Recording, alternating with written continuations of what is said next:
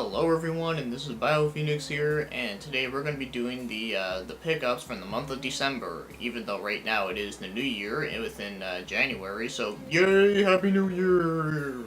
So, yeah, anyways, so there's not a whole lot that I can say at the beginning of this video, but other than the fact that I have a feeling this one might be a little bit long, because I got a lot more than I was anticipating, but, either way, though, before we start talking about the games, as always, let's do the shoutouts, and I only got 2 for this month. So, the first one that I'm going to be giving a shoutout for this month is PK's Retro Reviews. So, as you can tell from the name, he does do some reviews, he also does do a lot of discussion videos, he does pickup videos, and in fact, I know he said that one of the videos that he wants to do a review on is, I think it was the Super Famicom version of Back to the Future, which is kind of interesting because, you know, that's actually a pretty interesting game, but yeah.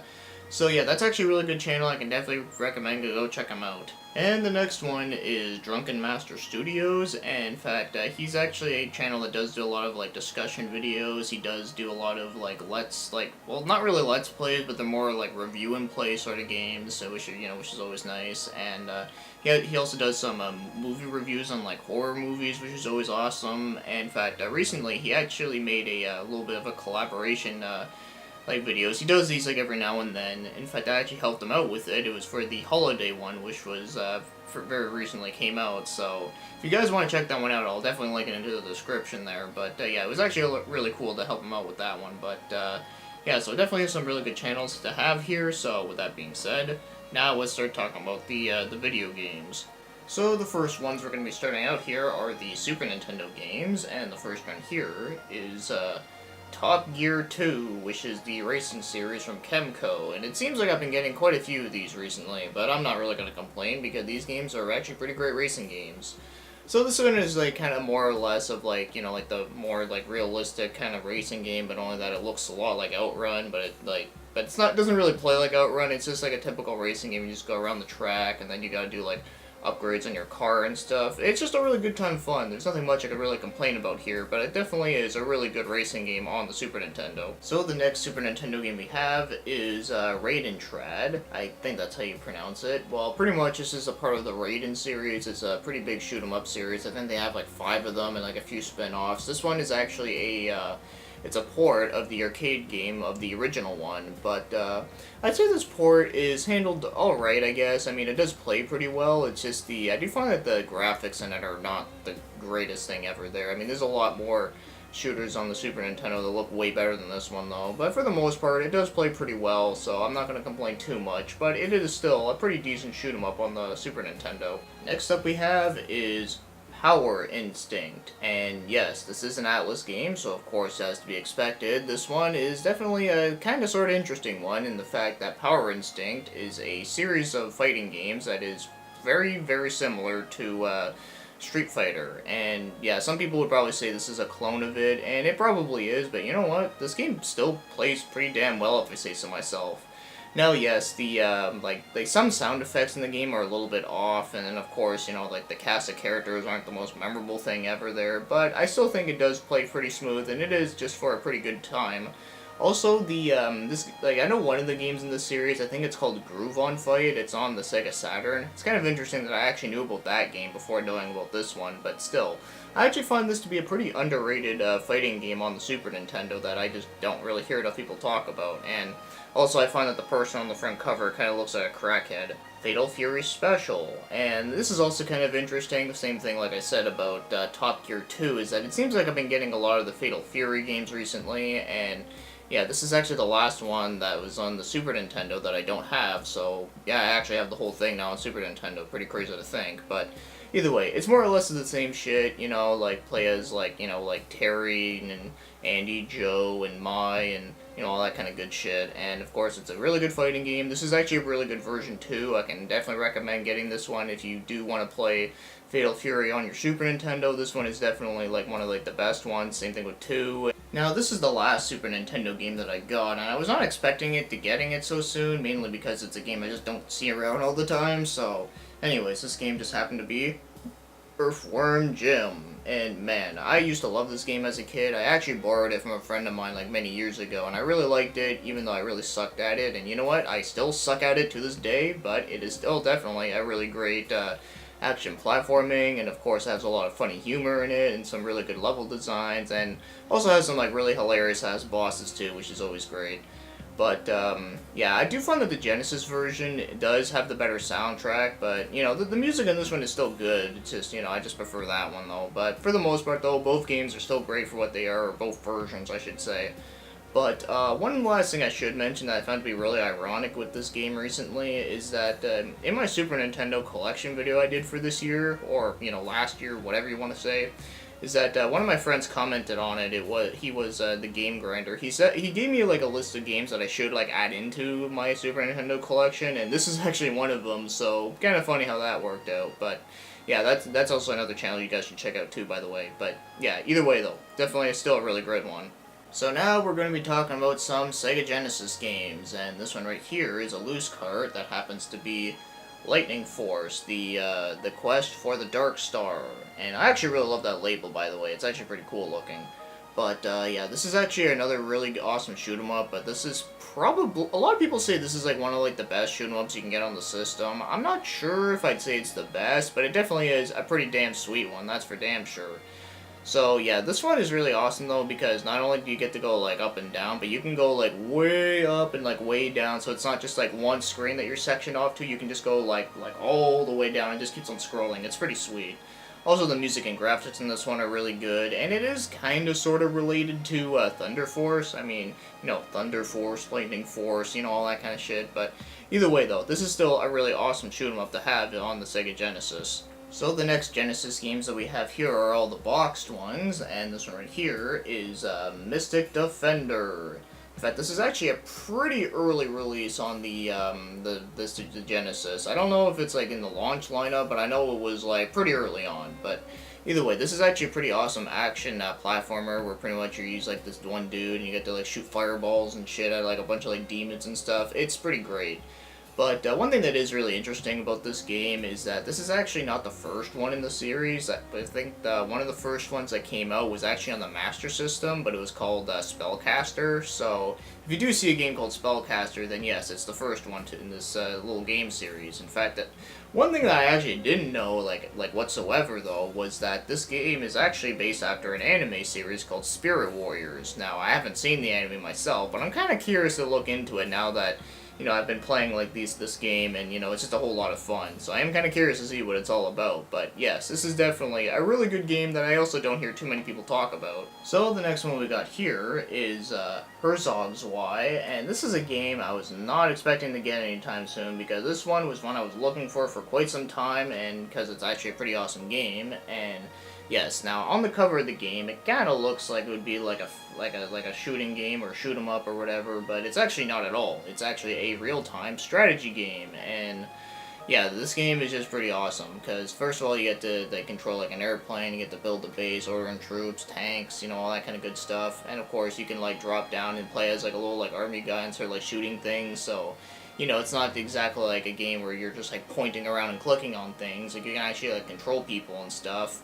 And the other thing that's really awesome about this one is that it's actually 2 players, and in the 2-player mode you can actually do co-op and shit, and it's just for a hell of a good time. So the last Sega Genesis game that we have here is Cool Spot, because he's fucking cool as shit, brah. Okay, anyways, I had to do that, but either way, this is actually a mascot game for 7-Up, which is kind of interesting. In fact, it's weird though. When I was younger, in fact, this game came out the year I was born, I actually don't ever remember seeing Spot on like, you know, like a 7-Up camera or anything like that. Like, I do remember having a red dot, but it didn't have like the sunglasses or anything like that. At least I don't remember it there.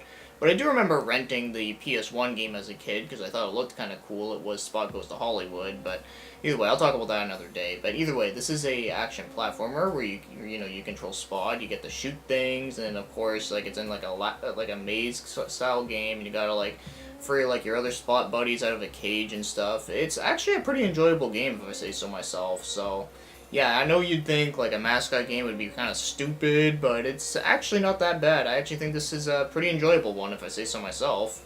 So the next games we're going to be talking about here are the N64 games, and there's only two, and this one right here is Fighters Destiny 2, and I actually did do a review of the first one. In fact, I actually kind of like the first one, if you could believe it. I actually think it's probably one of the better, like, fighting games you can get on the N64, which I know it's not saying much, because, you know, there isn't, like, a whole lot on there, but I do think it is, like, the best one that I've played, and, you know, I do think it is fairly good. But this one is...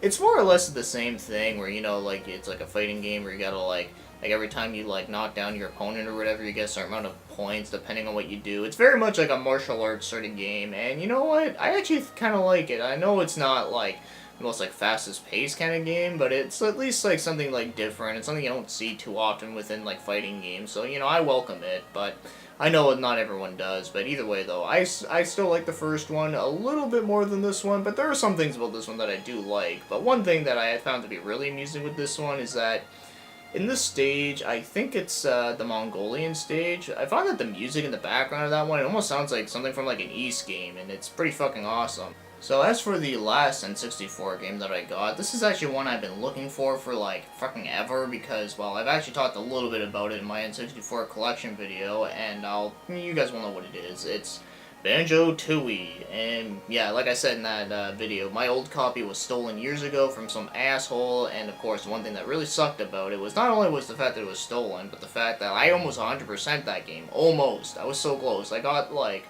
the only thing I ever remember I was missing was, like, a couple Cheeto pages, and I was also missing a couple of the, you know, the empty honeycomb things. I was missing a couple of those, but other than that, I got, like, every single Jiggy. I got, like, all, like, the music notes and all the Jinjos and all that kind of shit. So, yeah, and man, that took fucking forever. So, yeah, that really pissed me off. But either way, I'm glad I have it now, and you know what? This game is still fucking awesome to this day. I still consider it to be one of my favorite N64 games of all time, so yeah, nothing much I can say about here. So the next one that we have here is a PS2 game, but it's the only PS2 game that I got for this month, but it happens to be a collector's edition of a game that I already own. And normally I don't really do that kind of stuff unless it's a game that I really, really like. And this one, well, I do like it, but it's mostly the series of games that I really like in general.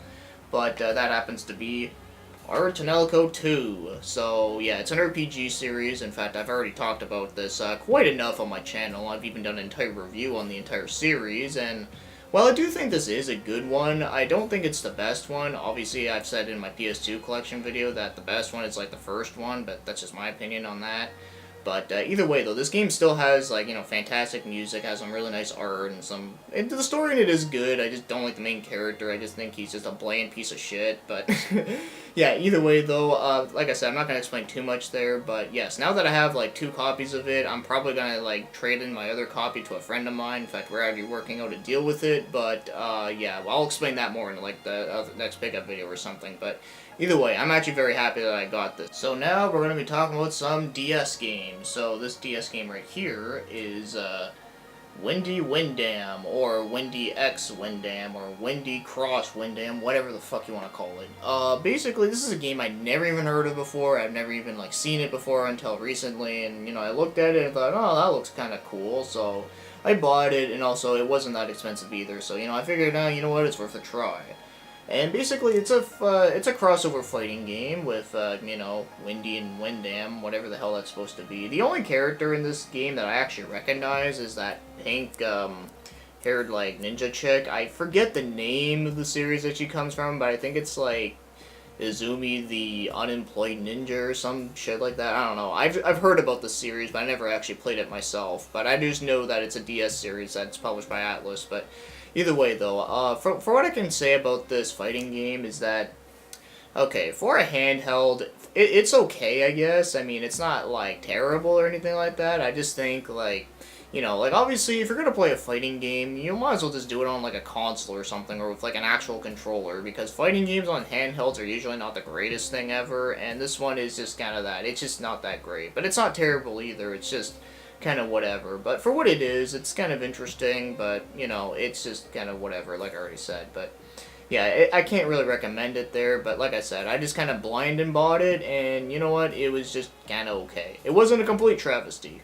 So the next DS game that we have here, which is also the last one, is the legendary Starfy, and this is actually an action platformer. Actually, it's more like a platformer, and it really reminds me of Kirby in a lot of ways. Like not only because like the art style and stuff, but also the fact that I don't know, it just has like some Kirby vibes to it. It's weird. Like as I know it doesn't really play like Kirby with the fact that you don't like suck things up or anything like that, take their powers, but it just kind of reminds me of Kirby in a lot of ways. But either way, though, it's a pretty lighthearted platforming game that's pretty fun. I've been kind of enjoying it here and there.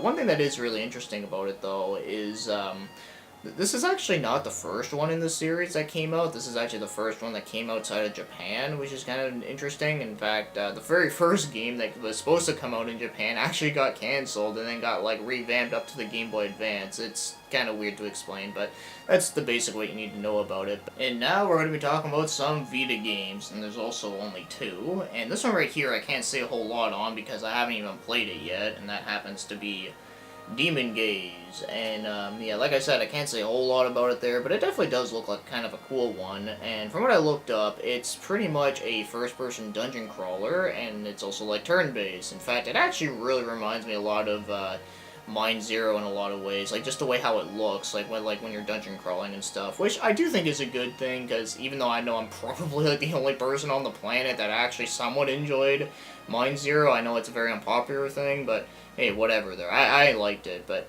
either way though, this game does kind of remind me of that, so whenever I do get around to it, I'm pretty sure I will probably like it too, but you never know. So the last Vita game that we have here is one I would actually consider to be one of my favorites ones that came out this year, and that happens to be Shantae Half Genie Hero. And okay, I will say just before I talk about the game is that I actually do have like the big box thing and like the CD and stuff. I just didn't feel like taking it out. I just felt like talking about just the game because, you know, that's kind of the most important part is the game, right? Well, either way though, this game is a action platformer, and it also has some adventure elements to it because you get to like walk around towns and stuff, and you know you get some good action platforming. And one of the things I really like about it is that it definitely has a lot of variety with the platforming and stuff. Kind of reminds me of Donkey Kong in a weird way, like Donkey Kong Country, because there's like some sections of the game that, you know, like how in Donkey Kong Country there's like, you know, like they have like the minecart levels and stuff. Well, they do have stuff kind of sort of like that in this, but not really minecarts, but you know, like they have like the whole slide section. I thought that was really awesome. But yeah, so you know, that's definitely an awesome thing. And yes, I definitely can't praise this game enough because it really is just a hell of a good time. WayForward usually does an awesome job like they normally do because, as you know, this was originally an obscure like Game Boy Color game, like the original one, and then of course, you know, it became very rare and shit, but thankfully I got that shit on my 3DS, so I don't need to worry about that shit. But either way though, there's also two other games in the Shantae series which are also great, so yeah, definitely a really awesome series of action, platforming, and adventure. So now, we're going to be talking about some PS4 games, and I actually got a lot more than I was expecting to, but what can I say though, there was actually some really good deals going on around Boxing Week, so you know, that was pretty awesome. But, yeah, so anyways, the first game we're going to be talking about here is Rise of the Tomb Raider 20th Anniversary Edition. And, you know, it's funny, I haven't even gotten around to playing this game yet, so unfortunately I can't say much about it, but I'm pretty sure we all know what Tomb Raider is, right? Well, either way, though, one thing that is kind of funny with it is that I have not played a Tomb Raider game in, like, fucking, like, forever. I don't even remember when the last one I played was. I think it was Legends. I want to say it was Legends, because I do remember playing one of them that was around that generation, but I can't really remember, but I'm pretty sure it was that one.